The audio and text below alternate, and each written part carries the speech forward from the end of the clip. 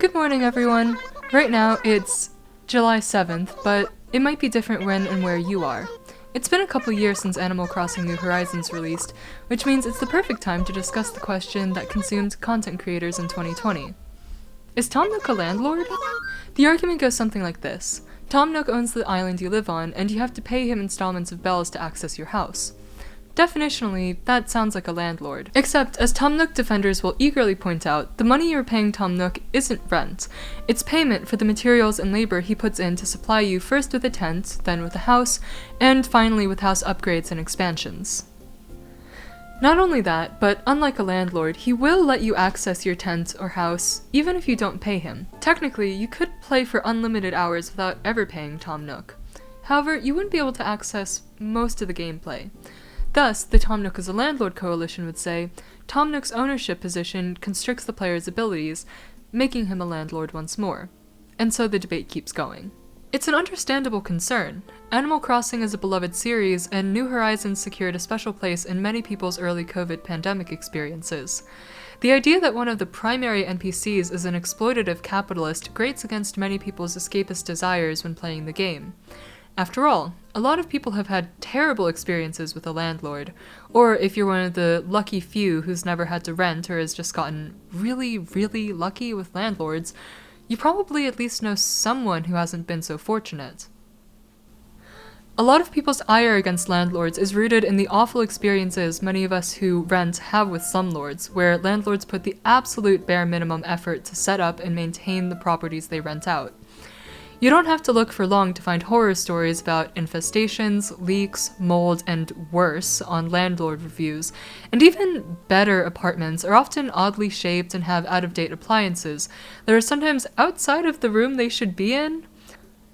Since the power dynamic created by the landlord-tenant relationship skews so heavily in favor of the landlord, there's not much incentive for landlords to put in any more money or effort than they have to in making the apartments actually enjoyable to live in.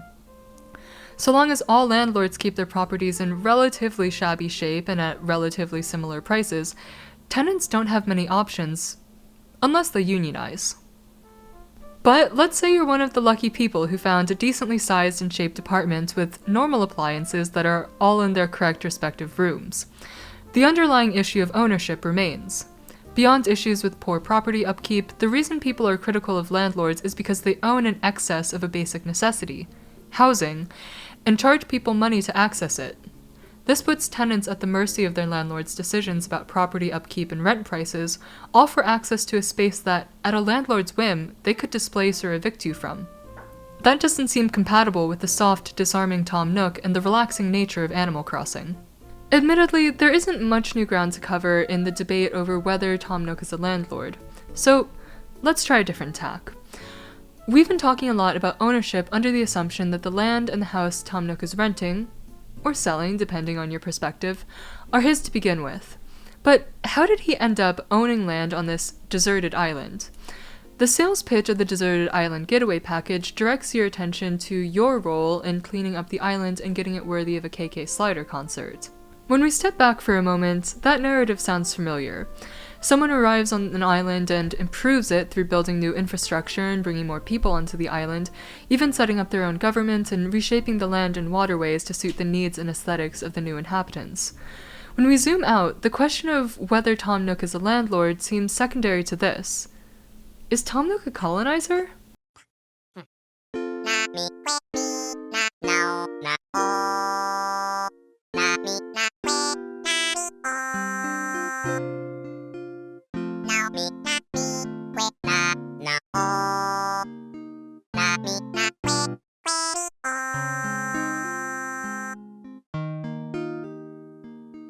Animal Crossing is a series of social simulation games created by Katsuya Iguchi and Hisashi Nogami. The first game, titled Animal Forest, released in Japan in 2001 for the Nintendo 64. Animal Forest Plus released as Animal Crossing in the US in 2002.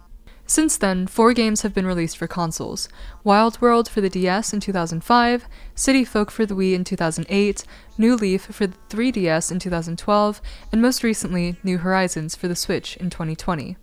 Other spin-off games and DLCs have also been released, and there are slight differences in mechanics and settings among the games, with even more small differences if you include the shifting roster of NPCs, items, flora, and fauna in each game. In general, though, the games involve role-playing, building, and socializing in a relaxing simulation of life in a small village or island. Even City Folk, which was my introduction to the Animal Crossing franchise, had you living in a small village and taking a bus into the city. You can also buy and sell things for bells, the primary in-game currency, and players can spend their time fishing, catching bugs, designing the interiors of their homes, and more. New Horizons was the franchise's first game for the Switch, and quickly broke sales records after its global release on March 20, 2020. It's hard to say whether it was the marketing, nostalgia for previous titles, or the start of the COVID-19 pandemic that kept people indoors with a heightened interest in escapist art and media, or some combination, but New Horizons became massively popular. In people's eagerness to talk about it, and platforms and creators' eagerness to capitalize on people's desire to read about others talking about it, the Tom Nook is a landlord discourse made its way back into the cultural consciousness, with publications like Kotaku, Destructoid, Hard Drive, Nintendo Wire, and Polygon weighing in. We've already gone over the common arguments for and against, but let's take a moment to get to know Tom Nook, the tanuki with world-weary eyes who appears in every Animal Crossing console game. Before the start of the franchise, Tom tried hacking it in the big city, but was worn down by the grind, eventually leaving to run his shop in the village or island where you meet him. He let his friendships fall by the wayside during his time in the city, although he still exchanges letters with Sable, a shy hedgehog who works as a tailor. He's also maintained a good working relationship with the museum curator Blathers, an owl who seems to sleep where he works and is deathly afraid of bugs, despite collecting them for the museum. It's implied that Tom Nook previously worked with Red, a fox who sells black market, and sometimes forged, paintings and art, although their relationship seems to have ended on a bad note, prompting many fans to speculate that they were once romantically involved. Depending on the game, Tom Nook runs a slightly different business and wears a slightly different amount of clothing. But in New Horizons, he's the owner of Nook Incorporated, a real estate agency. So, doesn't seem like he's beating the landlord allegations. In early interactions with Nook Inc. through Tom Nook's twin assistants, Timmy and Tommy, however, Nook Inc. feels more like a travel agency. It sells a deserted island getaway package, which Timmy and Tommy call an adventure, borrowing from travel writing and advertising language. Once you set up your name, appearance, and preferred hemisphere, you fly to the island you've selected, where Tom and the twins have already set up a notice board and a resident services tent. Tom asks you to set up a tent for yourself and house plots for the two villagers who have accompanied you and who apparently bought the premium deserted island getaway package that Timmy and Tommy didn't tell you about. After you pay off your initial debt in Nook Miles, Tom Nook offers you a house, and from there you can pay any housing expansion or infrastructure cost with bells. You can continue to earn Nook Miles by completing tasks, but the secondary currency only works at the Nook Stop, a kiosk located inside the resident services tent, and eventually, should you choose to upgrade your island, inside the town hall. Bells, however, can be earned selling things you extract or catch, like minerals, bugs, and fish, as well as items you craft or that NPCs give you, like furniture, clothing, or tools.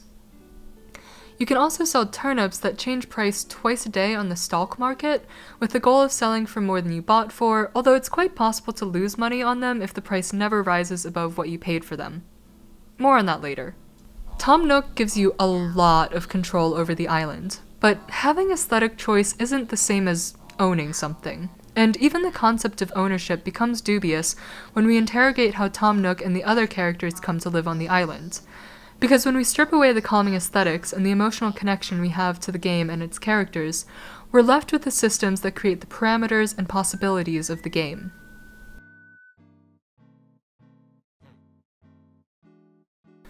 A lot of times when video games are critiqued, things like aesthetic design, narrative arcs, or even how well a game runs are factored into the discussion. Choices such as aesthetics, narratives, and dialogue are also forms of rhetoric, and I want to touch on those briefly later, but the brunt of this video will focus on Animal Crossing's systems of play, or what's called procedural rhetoric.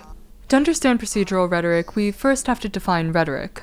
Most people think of rhetoric as speeches or advertisements because Plato and Aristotle's ghosts still haunt us, but, just like Plato and Aristotle, they're wrong. All of my sexy correct friends know that rhetoric is anything that makes an argument. That argument can be explicit, like World War II propaganda posters telling you to plant a victory garden or carpool to work to save resources for the war effort, but rhetoric is often more subtle. Sometimes this subtlety is produced through repetition, where more explicit rhetorical campaigns are so normalized that they no longer register as arguments. It just becomes how things are. Things like no smoking in bars and restaurants, at least here in the United States, or buckle your seatbelt when you're in a moving vehicle didn't just spontaneously become norms we live by. The tobacco industry was not happy about smoking bans, and you might be surprised how many Americans fought for their God-given right to increase their risk of dying or being seriously injured in car accidents.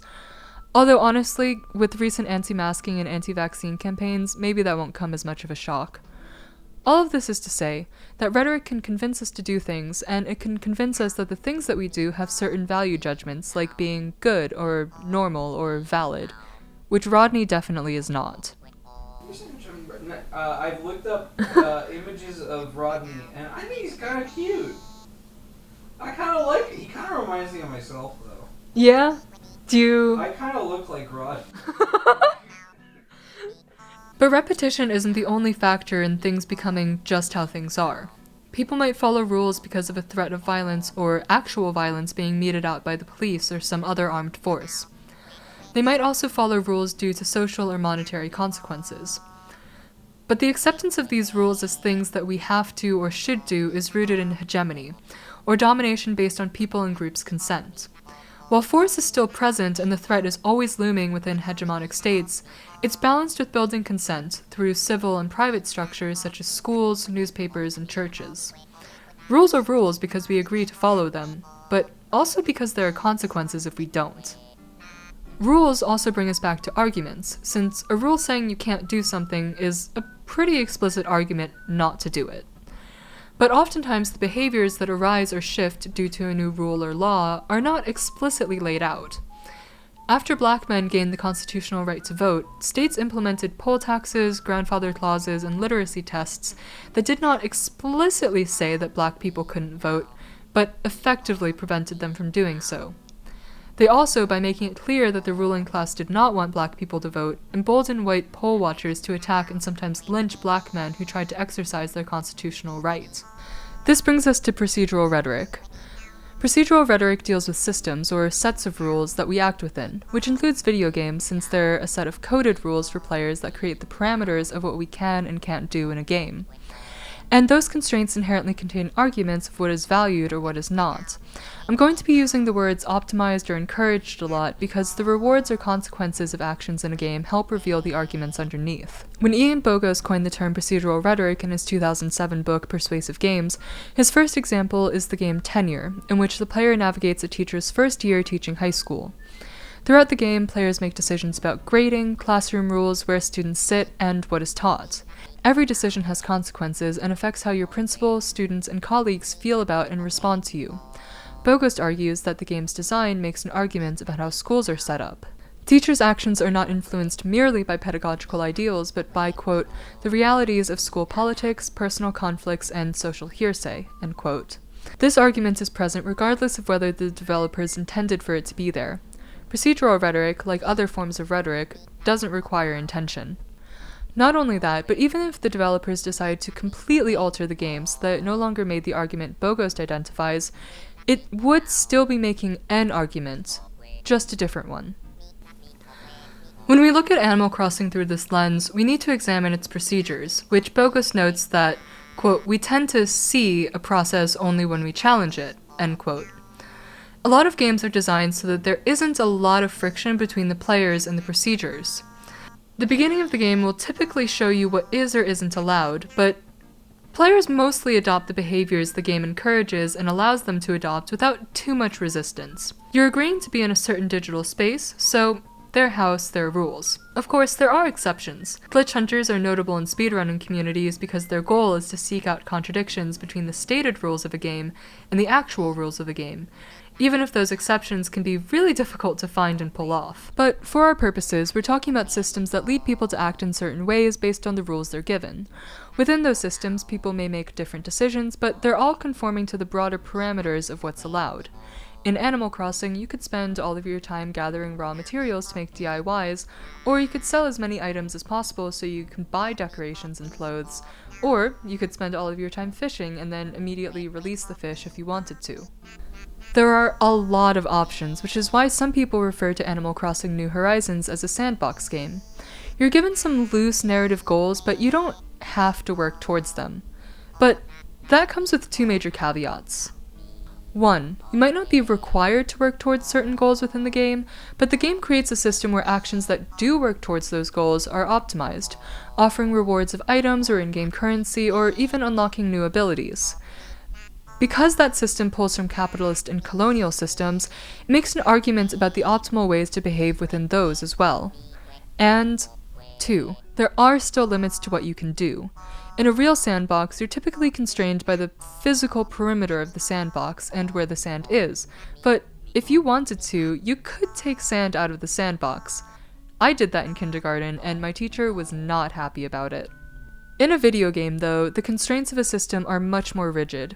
You might be able to do a lot of things and play in a lot of different ways, but there are still hard limits. Animal Crossing actually made this dynamic a little bit more explicit in New Horizons when they added the swimming feature on July 3rd, 2020. This was touted as the, quote, biggest update yet to the Nintendo Switch, since being near a body of water has always been integral to the series, but previously you could only engage with the water through fishing. Since the update, you've been able to don a swimsuit and wade into the water, or if you take a running jump from one of the rocks, do a little cannonball.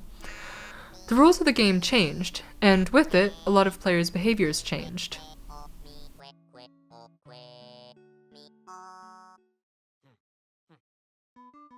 Since we're going to be talking about colonialism a lot, we should establish a working definition. Colonialism is the conquering, settling, exploiting, or extracting of another region's land, people, labor, or resources. It's something that's happened throughout history, and there's an entire subgenre of strategy games dedicated to role-playing as various empires. Age of Empires, Civ, and their ilk. While I'm going to be using the phrases colonialism, colonizers, and such, for our purposes, it's going to be interchangeable with imperialism. If you look up the differences between colonialism and imperialism, you'll find that pretty much every theorist, institution, and organization draws the line between them a little differently, whether it's over geographical or militaristic distinctions, but for the purposes of this essay, the important similarity is that they both involve suppression, extraction, exploitation, and extermination. Empires don't expand for shits and giggles. They expand because they want something that's there. Even when colonizers don't have formal settler colonies or militaristic presences in a region, although it's important to note, the United States does have over 750 military bases in nearly 80 countries, and holds territory ceded to the US by Spain, another colonial state, in Puerto Rico, American Samoa, and Guam. Colonial powers like the United States, Great Britain, and France still wield economic power over colonized areas. It's why the US dollar is considered the world's currency, and why dangerous, underpaid, or sometimes unpaid labor is exported to other countries to keep prices down for consumers within the imperial core. If that kind of exploitation sounds like capitalism, that's because colonialism, imperialism, and capitalism share the same expansionist, extractive, and exploitative roots. There are plenty of games that turn the systems of colonialism and imperialism into gameplay. In a way, it makes sense. Colonialism is driven by linear definitions of growth and progress that lend themselves easily to tasks and achievements in a video game. Moving beyond ones that literally have empire building in their titles, games like Minecraft and Factorio create systems that drive players towards extraction and exploitation. Factorio is interesting in that it has consequences for the player's extraction and expansion, since increased pollution makes indigenous fauna more hostile. But even Factorio contrives a justification for your colonization. You've crash-landed on an alien planet, and you're just trying to leave. The only way the game allows you to do that is by polluting this planet. Many other games make this arrangement even less explicit, and I think this is why many people I've talked to read Animal Crossing as being about debt, or even about the immigrant experience. It is about these things too, but because the systems in the game reproduce the systems of capitalism and colonialism, the optimal way the game allows you to grapple with these experiences is by being a colonizer. To examine how Animal Crossing reproduces colonialism, we first have to establish what is the gameplay of Animal Crossing. To paragraph game design strategies, it's what's left, quote, if you removed all dialogue, text, cutscenes, and exposition from the game, end quote. So, tragically, that doesn't include the dialogue-based headcanon that Tom Nook and Red are divorced. It does, however, include governing through ordinances, extractive actions like fishing, mining, digging, shaking trees, picking flowers, and catching bugs, traveling, crafting DIYs, buying and selling items, decorating and dressing your home, your island, and yourself, and terraforming. You can also walk, swim, run, and talk to NPCs, but I'm not going to be talking about those as much. The rules of the game constrain what you can and cannot do, but they also encompass consequential rules that more directly create optimal and less optimal behaviors. Like when you get bitten by a tarantula or scorpion, pass out, and wake up in a daze in front of your house. The optimal behavior becomes being more aware of your surroundings at night, and if you see a scorpion or tarantula crawling on the ground, to move more slowly. Tarantulas and scorpions are also some of the highest value insects in the game, further optimizing alertness when playing at night, since if you catch one, that might be a decent chunk of house debt you can pay off. During the first summer I played the game, I mostly played at night because of the chance of encountering a tarantula or scorpion, and the fact that sharks, some of the higher value fish, only spawn after dusk. Since the Nook shop closes at 10 p.m. and I was often depression playing later in the night, I would also store the sharks that couldn't fit into my pocket inventory in my house, since if I sold them at the drop-off box in front of the Nook shop, I would be taking a 20% loss. Sometimes I would actually wait until CJ, one of the traveling NPCs, showed up on my island, since he buys fish at 150% of the price you can get at the Nook shop. All of this is to say, these are behaviors that the rules of the game allowed and encouraged me to take. The real op is that Animal Crossing argues we should be participating in dangerous wildlife capture and inhumanely storing and hoarding animals in our houses. PETA, take notes. Zooming out slightly though, there are two main sets of consequential rules that I want to talk about. The first is the island rating system, which ties in with the loose narrative arc of the game. Because it's not enough for Tom Nook to have control over his little island fiefdom. He also wants the prestige of having the island be a hot enough tourist location to catch the eye of KK Slider, Tom's favorite musician. The metric by which this is calculated is the island's star rating, which increases or decreases based on the number of islanders, the number of trees and flowers, and the number and placement of items purchased with Nook Miles and Bells. Once you reach a 3-star island, KK-senpai notices you, and performs a concert on the island as the credits roll. And when I say you, what I mean is the resident representative, which is as good a time as any to mention that the game heavily biases towards the resident representative, who's the first player character to arrive on the island, and who both carries out Tom Nook's will and unilaterally exerts their own over the island. If Tom Nook is the god king of the island, I guess that makes you the Pope? That's not a good analogy. Sorry, I was raised Catholic. The resident representative has the power to move villagers' houses and other buildings, purchase and place infrastructure like bridges and inclines, and progress the narrative of the game. Even if secondary player characters do all of the work to raise the island rating, only the resident representative can initiate the dialogue with Tom Nook and Isabelle to actually move the story forward. After the credits finish, your island life continues, but the resident representative now has the power to set ordinances, which alter everything from NPC sleeping schedules to commerce hours to how impervious your house is to cockroaches. And the resident representative and any secondary player characters also get the ability to terraform.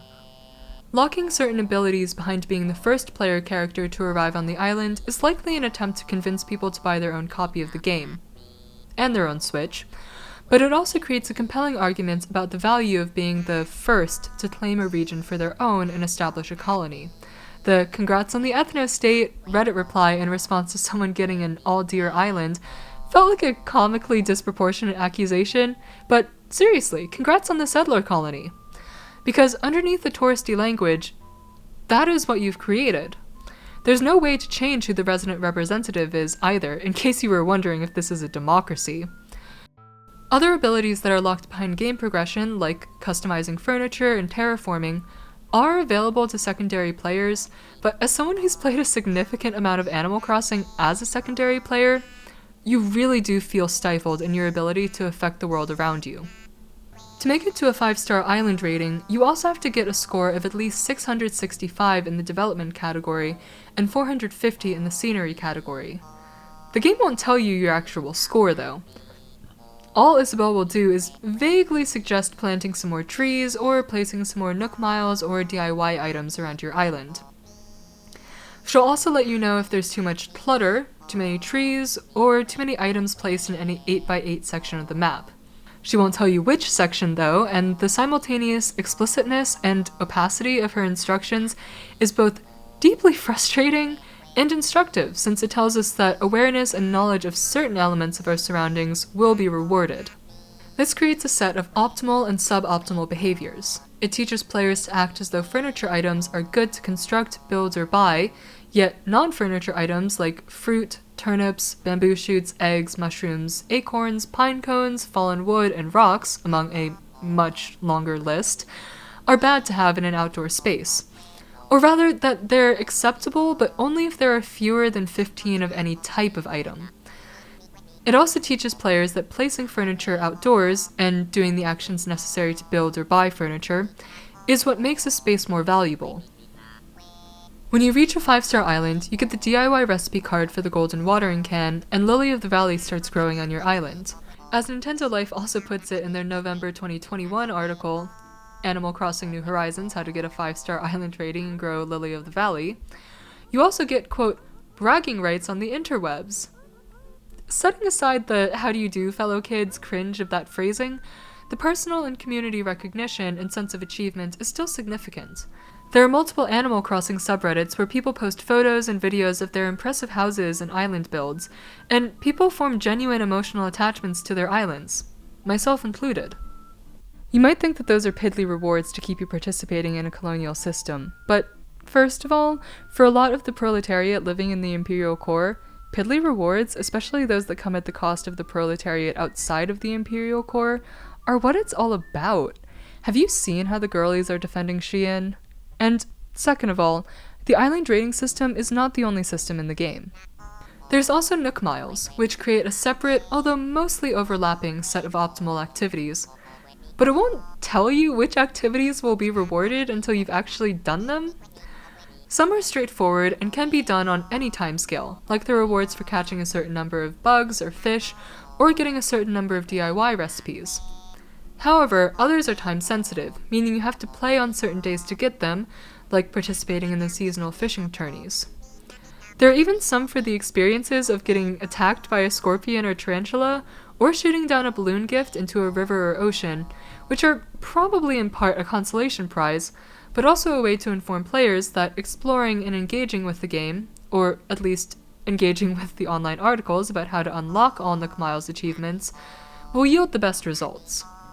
That kind of reward structure not only is good at keeping a player emotionally invested in playing more of the game, but in playing it consistently.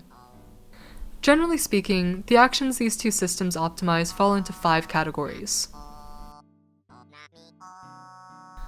No one's saying it, so I'll just say it. I really like IKEA furniture. People tend to mock how difficult their furniture can be to assemble, but as Michael Norton of Harvard Business School, Daniel Mochin of Yale, and Dan Ariely of Duke found in their 2011 study, The IKEA Effect, building things yourself leads to a greater sense of value for those items. Which makes sense. You get a sense of accomplishment and pride in what you've built, and Animal Crossing gives you a lot of opportunities to feel that sense of accomplishment. You can craft items by attaining their DIY instructions cards, or recipes as they're called in the game. Tom Nook gives you some, you can buy expansion packs, and recipe cards will wash up on the beach in glass bottles, or drop from the sky in gift-wrapped presents. You can also harass your islanders by shaking them down in their houses, which, in a charitable light, emphasizes the benefits of visiting your neighbors, but it also frames those visits as a means to an end. More sweet, sweet DIY recipes. There's also a lot of DIYs. At launch in March 2020, there were about 600. In September 2021, there were 783, with an additional 141 cooking recipes. As Molly Crossing says on r/Animal Crossing, "Welp, so much for having completed my DIY collection. Looks like I'm off to barge in on unsuspecting villagers." Once you've crafted something, you can sell it, which we'll get to later. Give it to an NPC islander, let it sit in your inventory, put it in your house, or place it outside. There's a whole separate reward systems for placing items inside your house that makes an argument about the principles of design and balancing items inside a space, but for now we'll focus on the rules and rewards for placing items outside. For the most part, DIY items count towards your scenery score, although the calculations for how many points you receive depends on how many items are placed within any given 8x8 grid, how many different types of furniture you place within each grid, and the size of the furniture. Too many of these items in an 8x8 grid, however, lowers your island rating. Despite fences being a DIY item, those fall into the development score. Recipe cards for fences are purchasable through the Nook Stop terminal, and you get 0.2 points for each piece of fence, which adds up since a 6x6 fenced-in area typically uses 22 fence pieces, assuming you only create one entry and exit points.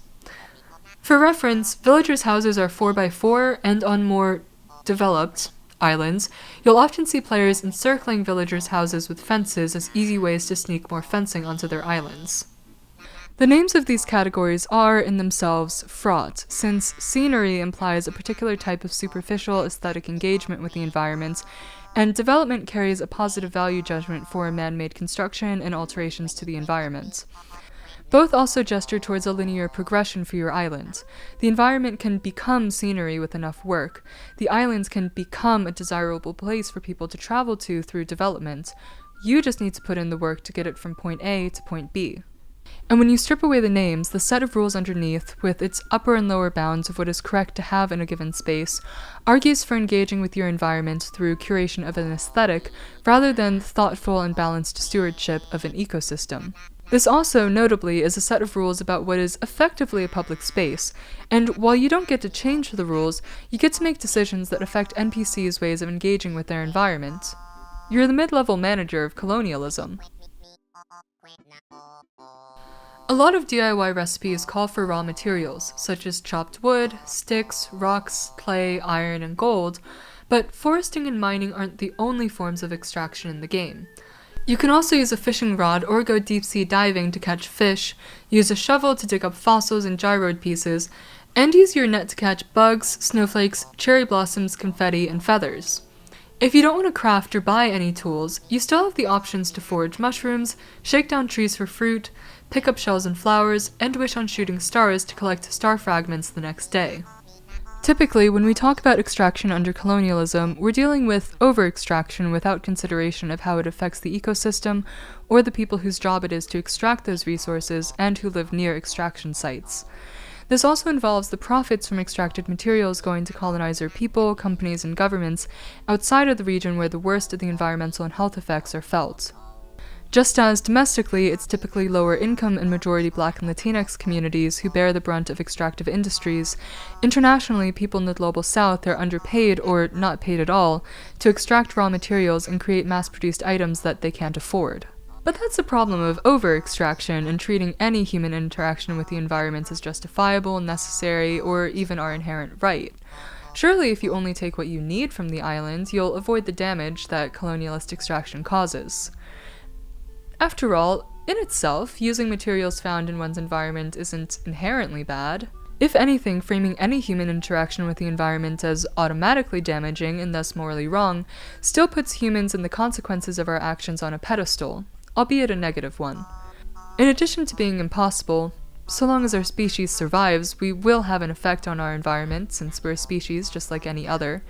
It's also ahistorical, ignoring millennia of humans drawing from our environments to survive.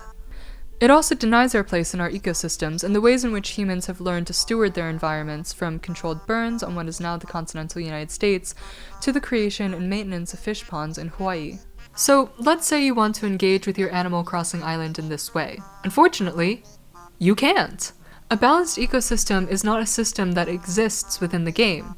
The environment will not respond to your extraction except to respawn the same materials after a set amount of time. There is no risk to overfishing, overmining, or any form of over-extraction.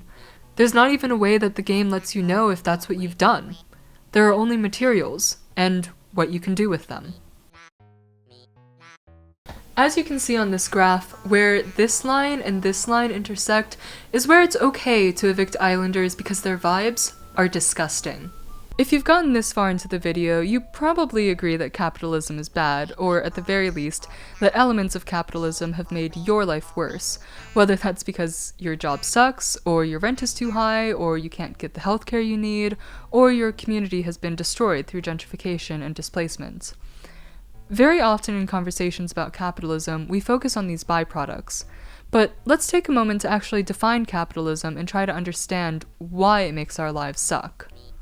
Those of you who pronounce it capital because you need to let other people know that your opinions about Marx are correct might already know this, but capitalism is an economic and political system where the means of production are owned by private individuals, creating a hierarchy with the owning class, also known as the bourgeoisie, on the top, and the proletariat, or the people forced to sell their labor, at the bottom.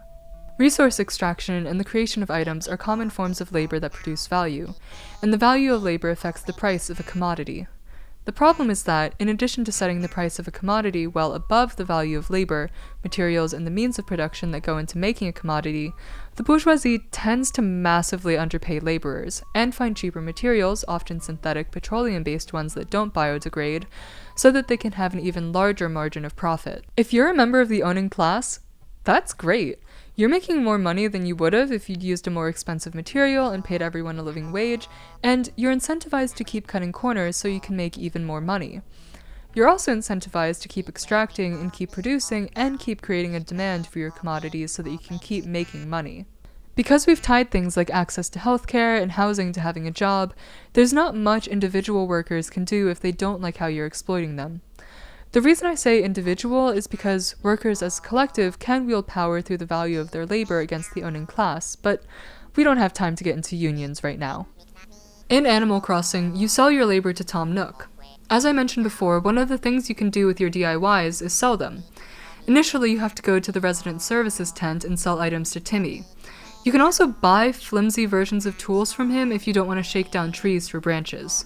But eventually, after paying off your initial travel debt and agreeing to upgrade your tent to a house, although you don't have to have completed your payment yet, Timmy will ask for your help to build Nook's Cranny. Nook's Cranny has been a staple of Animal Crossing games from the beginning. You can sell raw materials or resources as well as DIYs and gifted items, and you can also buy a wider variety of rotating and seasonal items. With the exceptions of the Able Sisters, from whom you can buy clothing, and a handful of visiting NPCs who specialize in certain types of items, Leif for plants and weeds, Daisy May for turnips, CJ for fish, Kix for accessories, and Flick for insects, Nook's Cranny is the only game in town if you want to buy or sell goods, especially if you want to buy the kinds of items that increase your development score and island rating. There is Red, who sells dubiously sourced art and a small selection of other items, but most of those don't count toward your island rating, and I can't even find a list of items that rotate in Red's shop, because pretty much every guide just treats him as the dubiously sourced art guy. So Nook's Cranny is the only variety shop, as well as the only place you can consistently sell your items. While Tom Nook isn't overseeing the shop like he used to in previous games, Timmy and Tommy function as extensions of Tom Nook, like the Nepo baby vice presidents of Nook Inc. Which means that the island functions as a company town, harkening back to the Industrial Revolution, when extraction and construction companies would set up towns where their laborers lived and worked. Because of this arrangement, companies had disproportionate control over their workers' lives. They could set rent, they could set the prices at company stores, and sometimes they would pay workers in scrip that could only be used at company stores. Speaking of which, you can't dispute the prices of any items. Fish and insects are typically priced according to how difficult they are to catch and how often they spawn. Tadpoles and cicada shells come in at the very bottom, worth 110 bells respectively. On the higher end, out of the 80 possible fish you can catch, there are 6 worth 15,000 bells each, and there are 13 worth at least 10,000 bells. Insects only go up to 12,000 bells, and there are 11 worth at least 8,000 out of the 80 total. There are also 5 deep-sea fish out of the 40 that are worth at least 10,000 bells. But most of the regularly spawning fish and insects will come in at the 100 to 400 bell range. If you're willing to wait until CJ or Flick shows up to sell your more expensive fish and insects, you can reduce some of the grind required to pay off your debt. Similarly, there are guides on how to min-max DIYs so you can reap the most bells possible for the most easily acquired resources. But the game also obscures the labor value of making any particular item, because you get the exact same DIY animation regardless of whether you're making a flimsy net, one of the first DIY recipes you receive in the game and an item that sells for 100 bells, or a trophy case, which, if you can get the recipe card for it and gather 24 hardwood, 3 gold nuggets, and 6 iron nuggets, can be sold for 33,690 bells. Your first house upgrade costs 98,000 bells. Still, with enough trial and error or looking up online guides, you can DIY your way out of house debt. But this is still acting within the system that the game creates, and if you want core features of the game, you have to play the game. Isabelle won't even show up until you've built Nook's Cranny, and you can't build Nook's Cranny until you pay off your initial debt and upgrade from a tent to a house. There's a linear sense of progress in the game, and your success milestones are how much value you've produced for and how much money you've paid to Tom Nook. And that's just talking about the items that you're selling. When it comes to buying items from Nook Inc. or any of its approved vendors, you still don't have any say in how items are priced. There's also an additional system of value that doesn't necessarily affect the price of an item, but it might help a player decide whether they think it's worth buying. And here's where we come back to the island rating system. Because everything comes back to the island rating system, because Isabelle is a colonizer too. Items that you buy in Nook's Cranny and through the Nook Stop kiosk can contribute development points towards your island rating. You get more development points for items that cost more. Whether you think that items work well together, or if they complement the existing environment, or if they're even good or healthy for the environment, are not factored into the scaling of development points. Instead, it all comes down to whether the game has tagged the item as an outdoor item. Now, many players take the role-playing aspect of Animal Crossing very seriously, bringing in real-world considerations like not wanting to place fabric couches or bookshelves outside to protect them from the rain.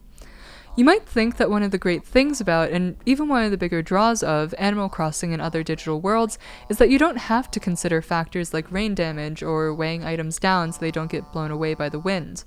But it turns out the game actually agrees with inside-outside designations, since it gives you a bonus 0.5 development points for outdoor furniture that stacks on top of other points you get for placing items outside. The game will still let you place almost any item wherever you want on the island, though, with some required clearances near cliffs and trees. I even created a mini island in the middle of a pond and put a sword in it. While the punishments in Animal Crossing aren't severe, the kind of top-down designation sucks, especially since the game won't explicitly tell you which pieces of furniture are categorized as which. It'll just punish you for not being correct. It's giving unchallengeable, opaque hierarchy. It's giving homeowners association. You know what else sucks about homeowners associations? Landscaping requirements.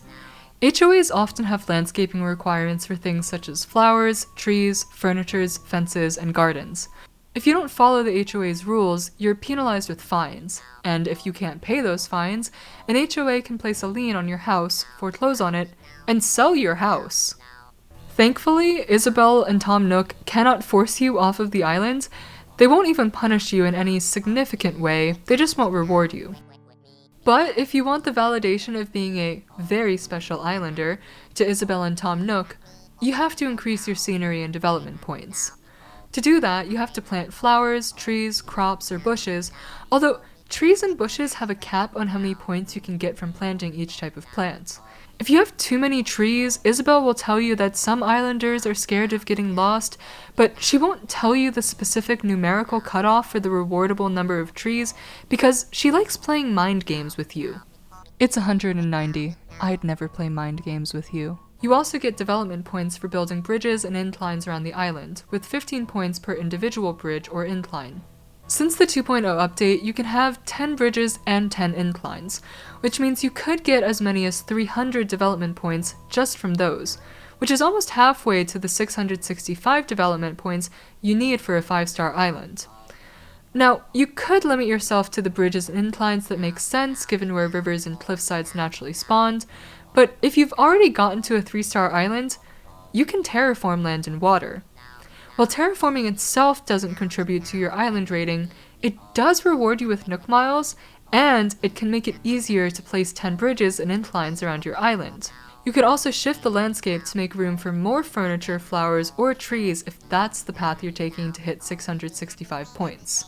At this point, there's not too much else to say about landscaping that has been covered in other sections, but since I mentioned HOAs kicking out residents, I might as well mention this here.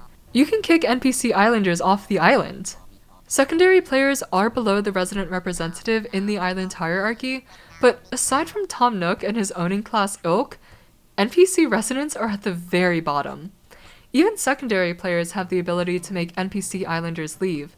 Although, conveniently, they were all thinking about leaving anyway, so who's really to say whether you did something shitty by making them leave? I am. You're a shitty person for displacing Stitches, and you should feel bad. Justice for Stitches. Also, former islanders remember that they once lived on your island and will comment on it to other people who are on your Animal Crossing friend list. Have fun living the rest of your life with that on your conscience. You may think getting your ideal roundup of 10 islanders is worth displacing a few NPCs here and there, but look at Stitches. Look at Toaster. Is he in the shot? Yeah. Hi, I love you. He didn't do anything wrong, and even if he did, he doesn't deserve to lose his home over it. Also, I should mention, you can only have 10 islanders, which means that if you want a certain islander, you have to wait until they visit the campsite or a neighboring island to convince them to move to your island. Or spend actual legal tender and purchase an amiibo of that islander so that they appear in your game. And once you reach 10, it's a one-in, one-out situation. So if you want a chance of luring a, quote, more desirable NPC to your island, you first have to kick out one of the NPCs who already lives there. On the flip side, you have to have 10 islanders to reach a 5-star rating, reinforcing that to raise your island rating, you not only have to play the game, you have to play it in certain ways that the game's rules encourage. Last but not least, let's talk about traveling. The game's narrative premise is built on you getting conscripted as an unpaid promoter for Nook Inc.'s latest island development. You travel to the island where you live and sell your labor, but to entice KK Slider to come to your island and to eventually get a 5-star island, you need to convince 10 NPCs to join you. 2 arrive on the island at the same time as you, and you're tasked with gathering native fruit for a small kickoff celebration. You also conveniently get Nook Miles rewards for each type of fruit you gather. For the next 3 islanders, you have to craft items that help get their houses set up. The game drops this requirement for later islanders, which seems kind of mean for people who didn't get in early enough on being colonizers, but that also feels pretty true to life. One way to get new NPCs onto your island is to upgrade from the resident services tent to the building. Tom Nook will give you the recipe to make and set up the campsite, and NPCs will occasionally come by for a day. If you speak with them twice and they pass the vibe check, you can invite them to move to your island. You can also buy amiibos with real legal tender if you're really determined to get a specific NPC. According to Game Rant, Marshall was once the most expensive New Horizons amiibo, going for up to $150, although I checked, and you can now buy his amiibo card from Amazon for $33. Get fucked, you smug squirrel. The other way to get NPCs to move to your island is to visit other islands. You can buy plane tickets for 2,000 Nook Miles and take a Dodo Airlines plane to a different island in the archipelago. And if you have empty housing plots, you can convince any NPCs you run into to move to your island. And while you're there, you might as well mine the rocks, since the rocks on your island will only yield materials once per day. And you might as well shake some coconuts from the trees to bring back and plant on your island, since they sell for 250 bells each, compared to your island's native fruit, which only sells for 100. If you're lucky, you might even spawn a sister fruit island, which is one of the predetermined types of islands that you can travel to. It'll have trees bearing a fruit that isn't native to your island, which are worth 500 bells each. You might also spawn a bamboo island, where you'll have the chance to chop down bamboo and young bamboo, worth 80 and 200 bells per bundle respectively.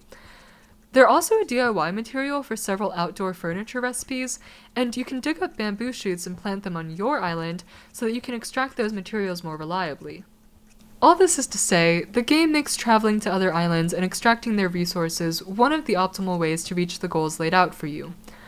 You also get in-game Dodo Airlines merch if you travel up to 300 times.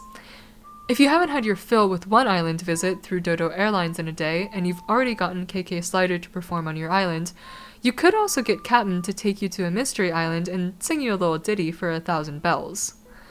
Because you get additional Nook Miles Plus rewards, which, unlike typical Nook Miles rewards, change every day with endless new objectives that pop up as you fulfill them, and actually tell you the specific objective before you reach it, you can afford these trips pretty easily. Polygon even refers to Nook Miles Plus as a way to farm Nook Miles, although it hardly compares to the absolute grind of farming in other games because these objectives are on the level of chopping down 5 pieces of wood or watering your produce. You can even get 200 Nook Miles for spending Nook Miles, which means you could buy a Bell voucher for 500 Nook Miles, collect the 200 Nook Miles reward, and exchange the voucher for 3,000 bells.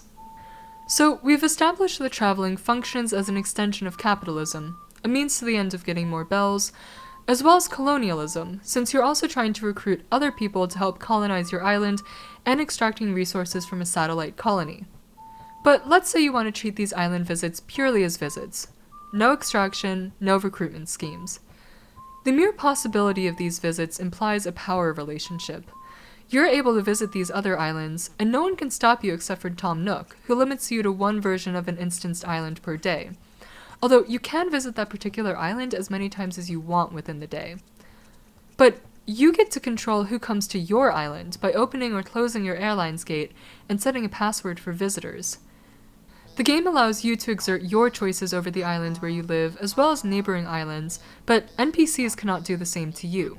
I also want to touch on tourism briefly here, since while the game's narrative is technically focused on real estate development, the narrative and dialogue rhetoric heavily borrow from the language of tourism. And I know I keep getting away from procedural rhetoric here, but I think this is important to bring up since tourism is heavily intertwined with colonialism, not only in how the power dynamics of colonialism dictate who travels where, but also in how knowledge about other places and who lives there is produced, maintained, and distributed. Edward Said implicates tourism as an extension of Orientalism in his 1978 book by the same name. While he mostly focuses on the roles of states and institutions such as academia in creating and maintaining systems of power and knowledge that dictate how we're able to talk about Asia and other colonized regions, he also notes the role of fields like journalism and tourism that create and uphold certain types of knowledge about colonized places and people. Tourism books and agencies assume a relative lack of knowledge, positioning themselves as the arbiters of important casual information about a place, its cultures, and its peoples. In Said's example, he focuses on a tourism advertisement for Egypt that frames the existence of the Suez Canal as a marvel while juxtaposing the modern civilization of Europe to the ancient pharaohs of Egypt. Through these juxtapositions, areas and people outside of the Occident are diminished and framed as perpetually less developed by European standards. If they did have great accomplishments, those are relegated to the past. This relative lack of development in colonized regions is pervasive. You see it in the language Timmy and Tommy use to lure you into buying their deserted island getaway package. These islands are natural, which is one of their selling points, yet the game centers on completely altering that natural state. This dissonance is never really addressed in the game. It's still a paradise, but now it's even better. It's your paradise, because instead of being a cog in the machine of someone else's colony, you get to be the ruler of your own. When we ask the question, what is violence, in the context of this video, it comes loaded with the additional question, why does this matter? I don't mean to break this down into 2 further questions since we're already 10,000 words into the script, but there are 2 nested questions here. First, why is colonialism bad? And second, even if we establish that colonialism is bad, why does it matter in the context of a video game like Animal Crossing?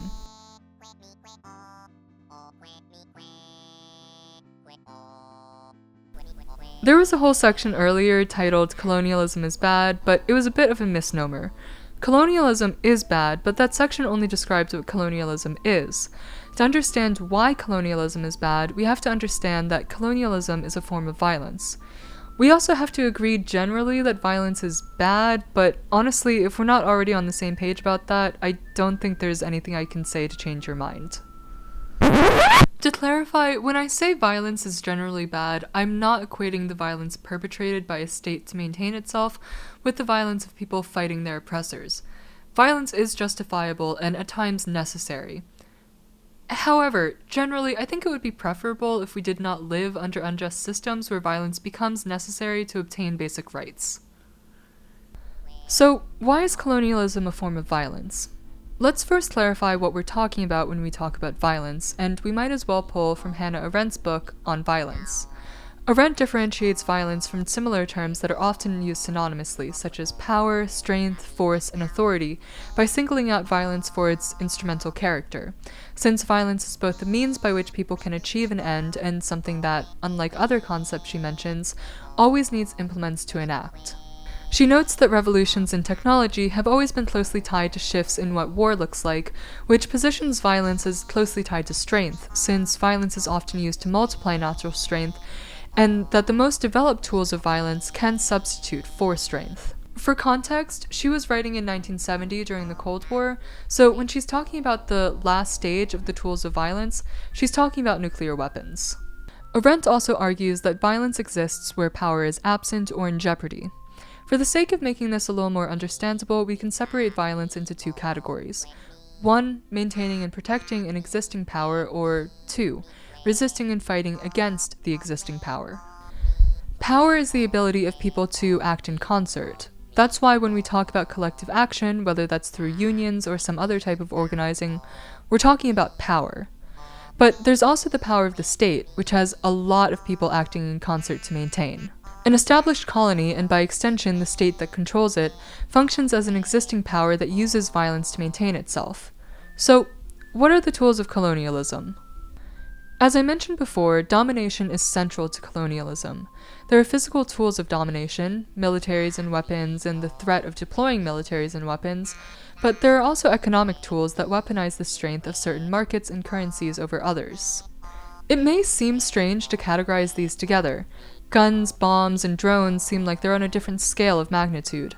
They certainly have a more visceral, immediate effect, whereas economic tools are framed as more civilized, something that's left to brain trusters, as Arendt calls them.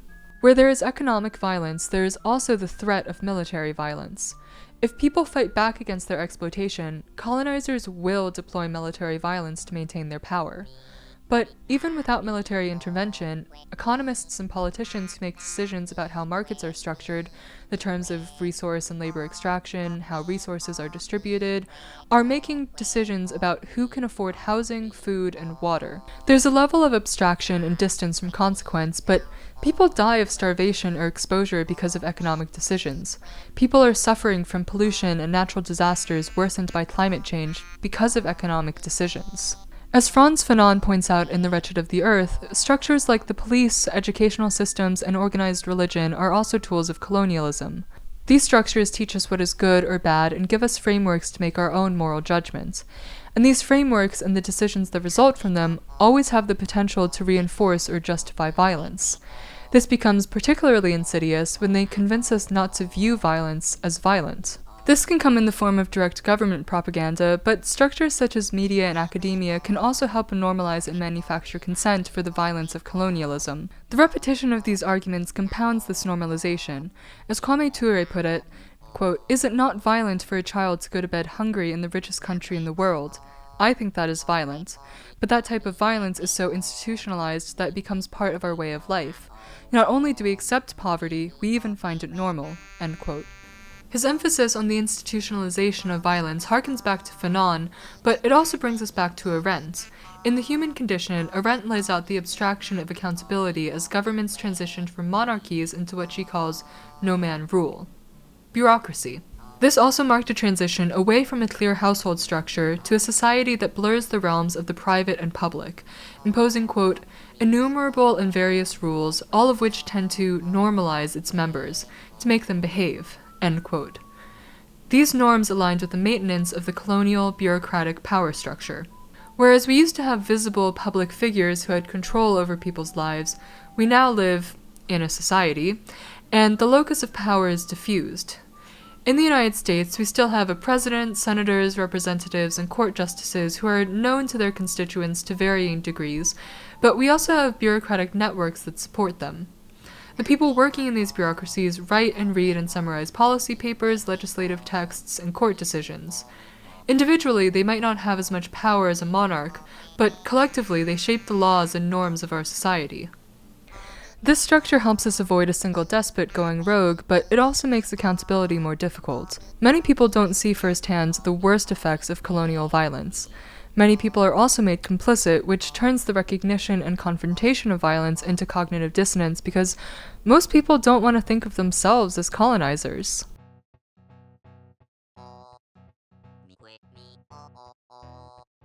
Despite the difficulty of tracing violence back to its actors under a colonial bureaucracy, Animal Crossing makes it simple.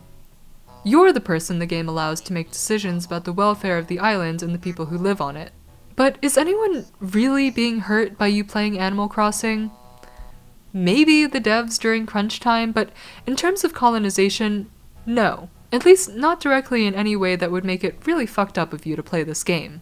While I don't want to suggest that cultural consumerism is a meaningful moral signifier, I also don't want to discount the ways that art reveals assumptions we have and can argue in favor of existing systems. Animal Crossing argues that the best way to move to a new place is to be a colonizer. In the essay anthology Video Games in the Global South, Jules Scottness-Brown writes in his essay Colonized Play, Claudio Fogu and Wolf Kansteiner have both argued that virtual worlds will fundamentally change the production of historical consciousness. Since as many gamers can confirm, powerful and cherished memories are produced in virtual spaces, these worlds will not only produce new histories, but change the way we think about history. Animal Crossing shapes how we think about escapist fantasies and helps scrub some of the violent associations from colonialism. It also shields us through cute aesthetics and the systemization of these actions from having to think about what we're doing as violence. Speaking of which,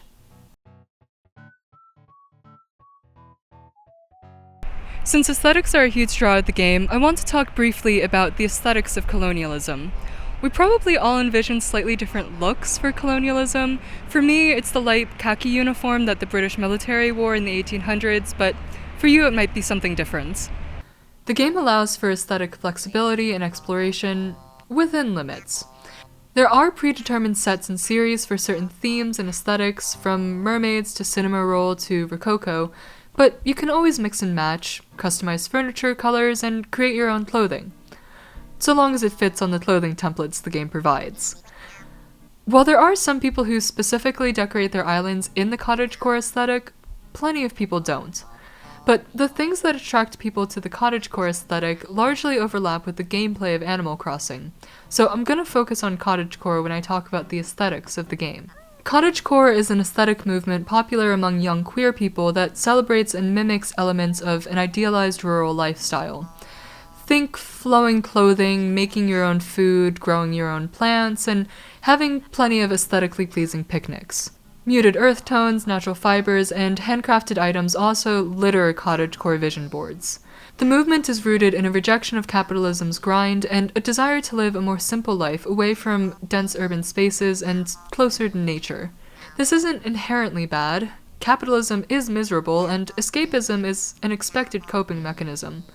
But it's worth interrogating what the cottagecore movement is escaping towards. There's a common sentiment in cottagecore that we should just pick up and leave the city, move to some remote, private cottage in the woods or maybe on the plains, so long as we can still have aesthetic picnics.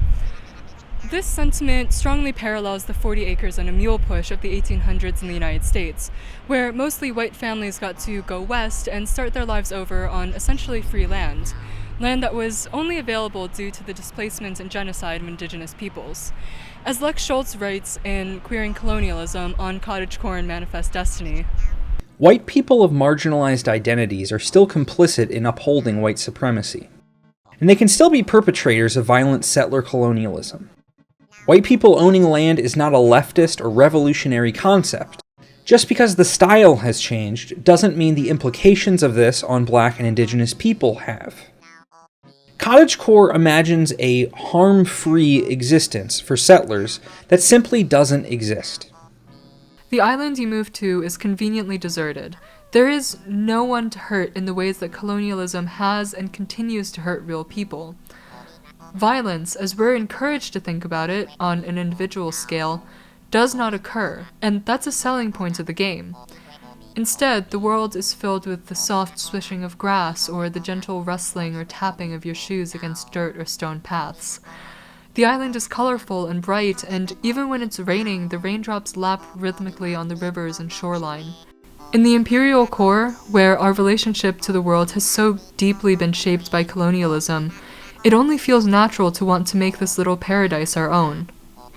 In Colonized Play, Jules Scottness-Brown also writes, "Since most mainstream video games are produced and disseminated in the developed world, they are spaces in which primarily ex-colonial nations can continue to conquer the other, even in post-colonial periods. The desire to imagine and enact the processes of colonialism, of having power over yourself and others, permeates the design and appeal of games rooted in building and expansion.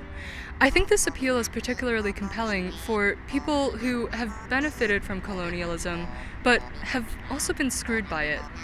As Schultz writes, part of the appeal of cottagecore is imagining rural areas that might otherwise lean conservative as safe for queer people. But a rejection of modernity and valuing of rural, deserted spaces over urban ones, a rejection of community in favor of isolation, a focus on individual solutions rather than collective responses to the problems we all face, is in itself conservative. Individualist escapes are also as rarely as clean-cut as they're idealized to be. Maybe you can escape the grind of modern life, but if your escape eschews the need for you to work, whose labor is required for you to maintain that fantasy?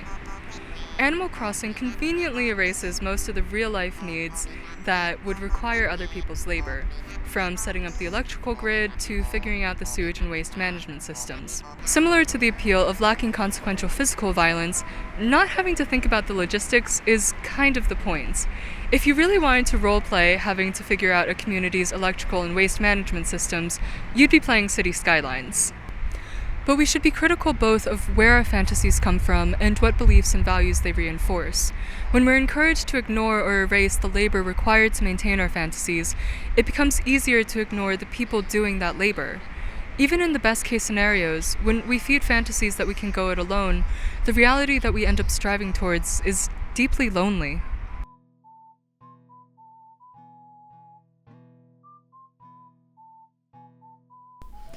I'm far from the first person to point out the colonialist systems in Animal Crossing, but I've seen an interest both online and in early feedback for this video in playing the game in a more ethical, less colonialist way. And that makes sense. Generally, I think a lot of people recognize colonialism is harmful.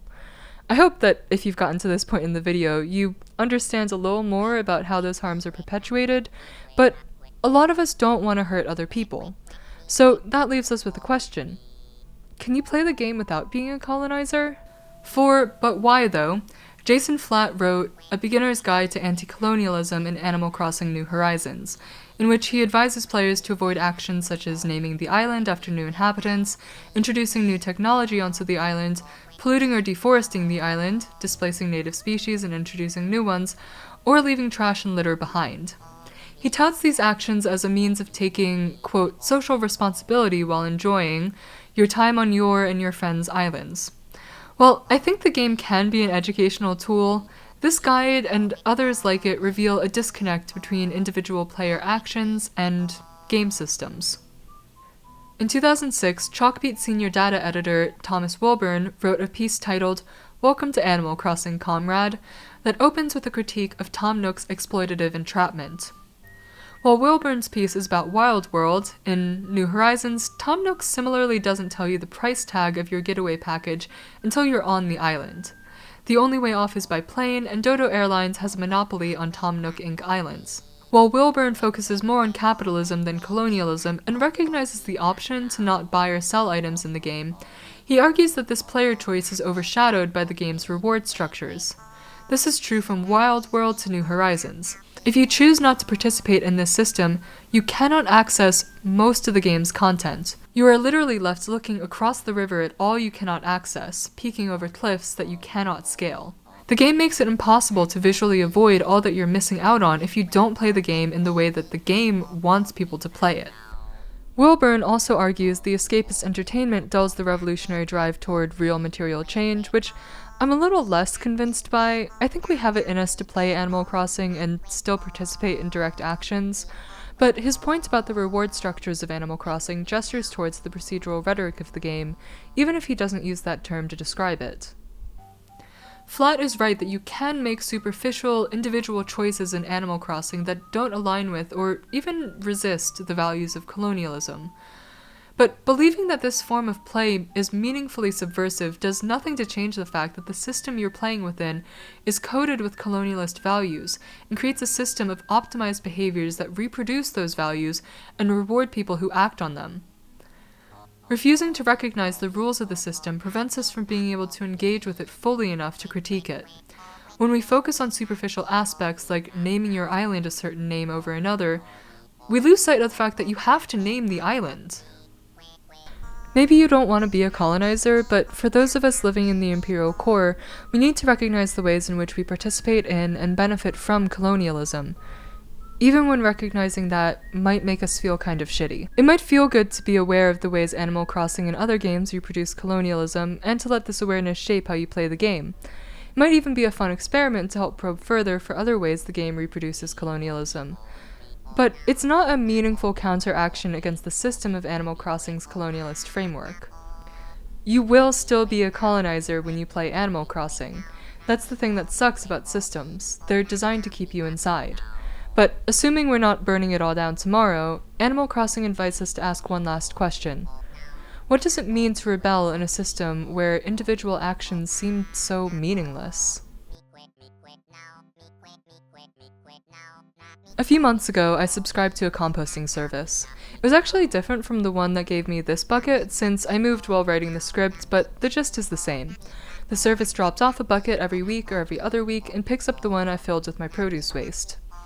I've wanted to compost for a while now, but between the logistics of setting a compost bin up in my apartment and preventing my cat from bothering the worms, I never got around to it. So I found a subscription service. A lot of advertisements and articles that encouraged me to compost touted the reduction of my carbon footprint, since I'd be reducing the methane released from my food waste rotting in landfills. Reducing one's carbon footprint and achieving net zero emissions have been increasingly popular goals in the last decade. More and more often, you'll see stores claiming that their shipping is carbon neutral, or even giving you the option to buy carbon offsets to make your purchase carbon neutral.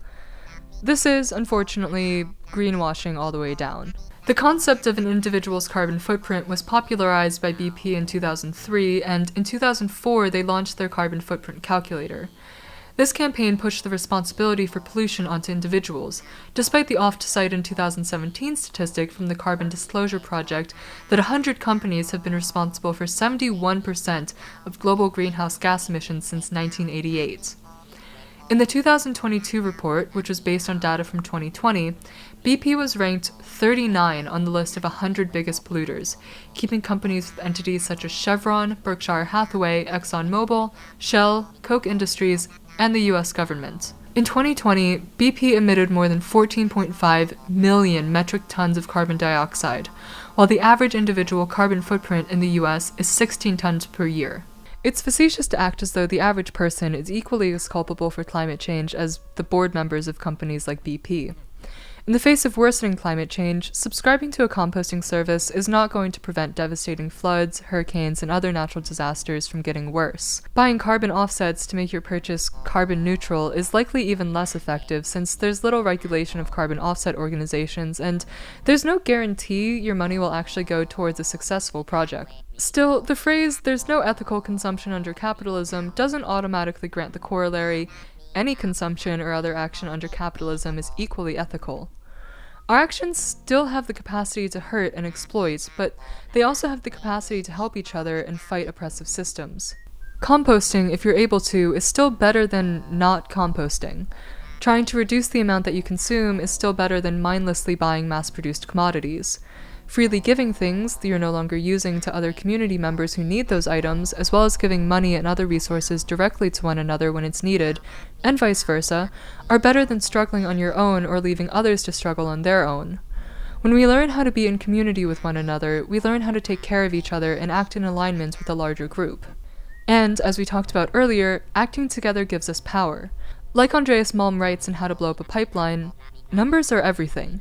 1 worker staying home is a shirker, 1,000 is a strike. Animal Crossing is not a perfect mirror to the real world, and it never set out to be. Players don't have to see the pervasive, violent effects of capitalism because the game is designed so there are no significant negative consequences to your actions. Trees will always bear more fruit, and if you cut down trees and strip your island of flowers and shrubs, you won't get flooding or ecological collapse. At most, Isabel will chastise you that your island isn't as aesthetically pleasing as it could be. Even evicting islanders is framed as supporting their dreams, which just so happen to require them to leave. These systems are deeply colonial and hierarchical, and the lack of negative consequences for the player enacting colonialism is perhaps the most fitting part. Colonialism, white supremacy, and their consequences hurt us all, but we do not carry those consequences equally. If the way to resist colonialism and capitalism in the real world is to reject individualism and build community and collective power, what does it mean to resist in Animal Crossing? We can break the game with mods and glitches. Those are interesting and can be fun, but I don't think they provide a meaningful solution since, as we talked about with the false escape of cottagecore, we can't actually mod out capitalism from our lives. People have, however, found ways of making the game's system constraints obsolete. One of the subreddits that incessantly sends me notifications is r/acturnips, where players post high prices Timmy and Tommy offer in exchange for turnips. Players who bought turnips from Daisy May earlier in the week can message posters with requests to visit their island and take advantage of these outlier prices. All of this happens within the normal functioning of the game. Online play allows players to visit and interact with other people's islands, and the stock market incentivizes checking their game multiple times a week, since prices change in the morning and afternoon every day, and hitting an outlier high price is one of the quickest ways to make bells. Typically, like the real stock market, players can sometimes make a small gain, although you risk selling at a loss to avoid losing all of your initial turnip investment since they rot after 1 week.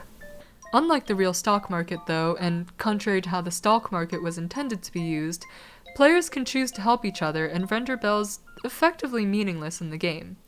While you have to unlock Nook's Cranny for Daisy May to appear, and you have to have purchased turnips ahead of time, you can get millions of bells without engaging further in the colonizing behaviors the game optimizes. Granted, your only option to spend the bells are within the colonial ecosystem of the game, and plenty of players use the subreddit to speed up the colonization process on their islands, but by decoupling labor from money, there's an opportunity to separate our needs from the needs imposed by capitalist colonialist systems. By participating in this subreddit, there's an opportunity to practice receiving and giving help with no strings or conditions attached. Maybe you don't want to think about all of this while playing a cute escapist game. Unlike other pieces of art and entertainment, to my knowledge, buying or playing Animal Crossing doesn't support someone who's the leader of a hate movement. So, in this case, I don't think it's helpful to attach a moral judgment to whether you play the game or how you choose to play the game. Still, like cottagecore, it's worth interrogating why we enjoy the things we enjoy. Art creates the opportunity to reveal something about its creators, but it also offers the opportunity for viewers and players to learn something about themselves.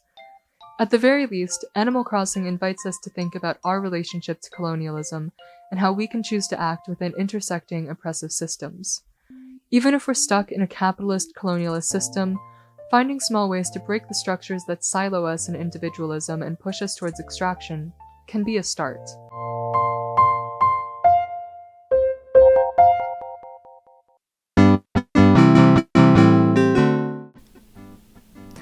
If you're still watching this, thank you. I started working on this script in March 2022, and at the time it didn't feel like this would ever become a real video. We don't have a Patreon, but I did want to thank Pat for convincing me to write this and for helping film and edit. Daniel, Tori, Kara, Lucas, Grant, and Doug for keeping me honest about consistently working on the script. Other Daniel, Bernie, Kara, and Tori for being early readers and giving feedback, and again, you for watching this video. If you feel so inclined, any liking, commenting, or sharing this video helps a lot. Let me know if there are any other games that reproduce colonialist or capitalist structures in interesting ways, and if that's not your thing, comment your favorite Animal Crossing character, and I'll tell you why they're valid or why they're cancelled. I promise the next video I write won't be this long, both for your sake and for mine, but until then, take care of each other. And to borrow one last time from Isabel, I hope you enjoy the loveliest of lovely days.